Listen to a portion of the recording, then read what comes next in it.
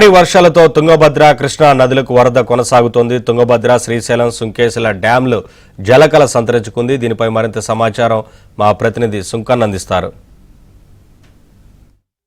తుంగభద్ర, సుంకేశల, శ్రీశైలం ప్రాజెక్టులు వరద కొనసాగుతుంది. గత 4-5 రోజుల నుంచి తుంగభద్ర అదేవిధంగా కృష్ణా నదీ పరివాహక ప్రాంతాల్లో కురిసినటువంటి భారీ వర్షాలకు ఇక వరద ప్రవాహం మొదలై క్రమంగా ఇక వరద నీరు కూడా జలాశయాల్లోకి వచ్చి చేరుతుండటంతో 3 జలాశయాలు కూడా జలకళను సంతరించుకున్నటువంటి పరిస్థితి.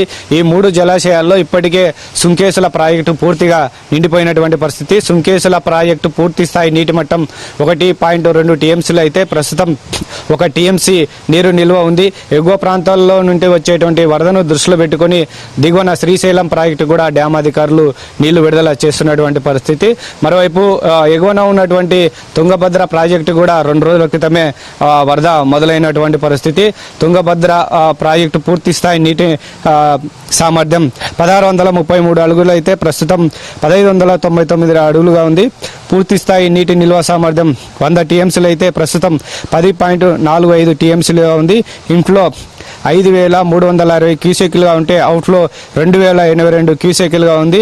ఎగువ నుంచి ఏదైతే దిగువన ఉన్నటువంటి సుంకేశల ప్రాజెక్టు కూడా తుంగభద్ర నదీ పరివాహక ప్రాంతాల నుంచి కూడా వరద వచ్చి చేరుతున్నటువంటి పరిస్థితి. నిన్న మొన్న సుంకేశల ప్రాజెక్టుకి అయితే భారీగా వరద రావడంతో 5 గేట్లు ఎత్తి దిగువన శ్రీశైలం ప్రాజెక్టు కూడా డ్యామ్ అధికారులు నీళ్లు విడుదల చేశారు.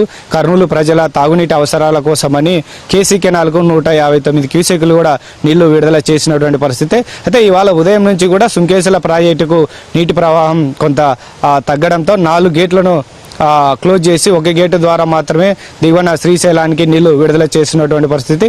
మరోవైపు ఇటు కృష్ణానది నుంచి అయితేనేమి ఇది తుంగభద్ర నది నుంచి కూడా వరద ప్రవాహం ఏదైతే శ్రీశైలం ప్రాజెక్టుకు చేరుతున్నటువంటి పరిస్థితి.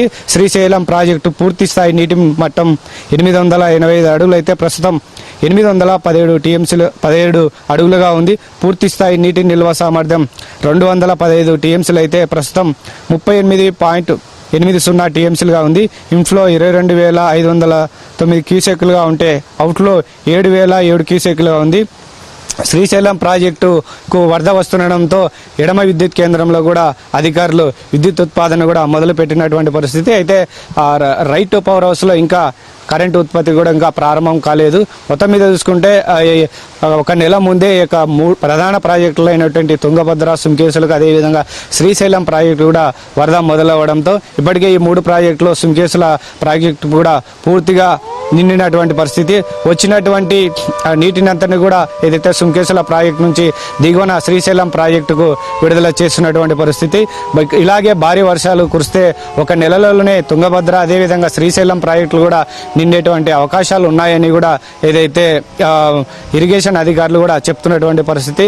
మొత్తం మీద చూసుకుంటే ఇక ప్రధాన జలాశయాలకు మే నెలలోనే వరద ప్రవాహం కొనసాగుతుండడంతో రాయలసీమ రైతాంగం అంతా కూడా ఏదైతే ఖరీఫ్లో పంటలు సాగు చేసేందుకు కూడా సిద్ధమవుతున్నటువంటి పరిస్థితి. ప్రధాన జలాశయాలు కూడా జలకళను సంతరించుకోవడంతో రైతులు కూడా హర్షం వ్యక్తం చేస్తున్నారు. Camera person రాజశేఖర్తో Sunkanna, ABN Andhra Jyothi, Sunkesula.